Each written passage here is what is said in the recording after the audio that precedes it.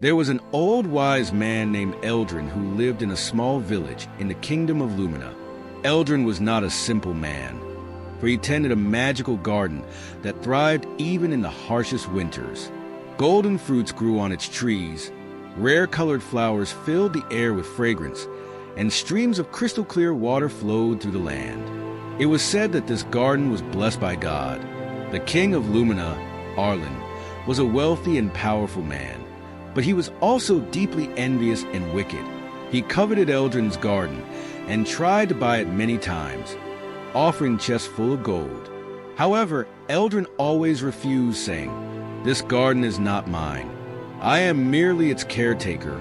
It belongs to the earth and to time." The king's envy grew. One night, he sent soldiers to destroy the garden, believing that if he could not have it, no one else should enjoy its beauty.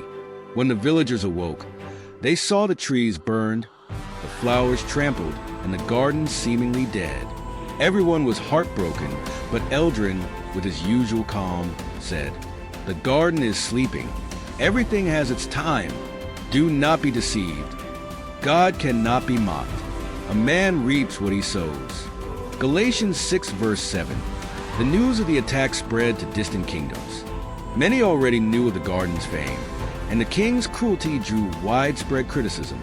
Eldrin continued to live humbly in his cabin, tending to the few remaining branches and roots.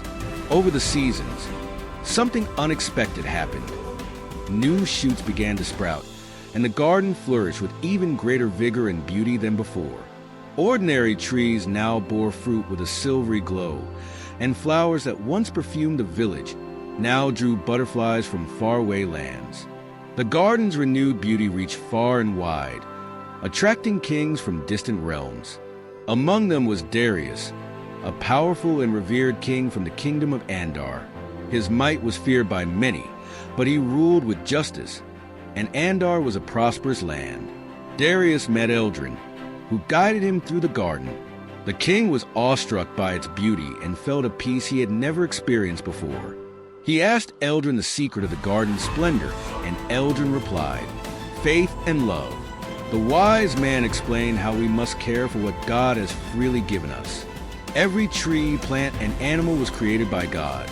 I am but a faithful servant, loving and tending to every part of this garden with care and devotion. I can no longer remain idle in the face of Arlan's wickedness. Darius said firmly, "The power he seeks serves only his selfish desires and tyranny. I cannot let him continue." Eldrin, with his characteristic calm, looked at the king with compassion. "What you do, Darius, must be done with justice, not vengeance," Eldrin replied. A king's true strength lies not in war or domination, but in the wisdom to rule with fairness and mercy. If you wish to defeat Arlan, do so not with hatred, but with the power of truth. When Arlan heard of the other kings visiting the garden, he was furious. He ordered his soldiers to burn the garden again and to imprison the old man in the dungeon. He declared that the garden would never flourish again. The soldiers carried out his orders, but that night was different.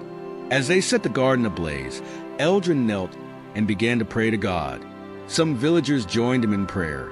Suddenly, rain began to pour.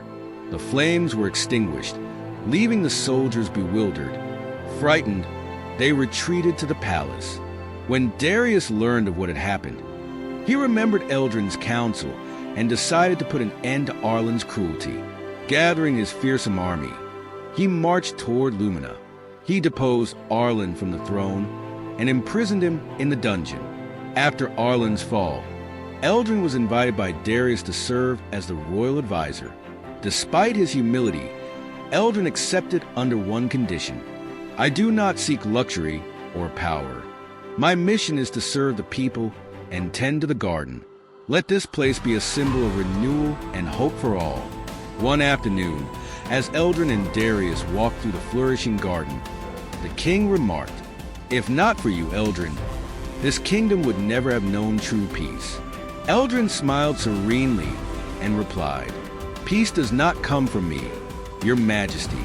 It comes from God and from leaders like you who have the courage to choose it." The kingdom of Lumina prospered for generations, and the garden became an eternal symbol that with faith, love, and unity, even the greatest losses can give way to the most beautiful renewals. Thanks for watching. God bless your life.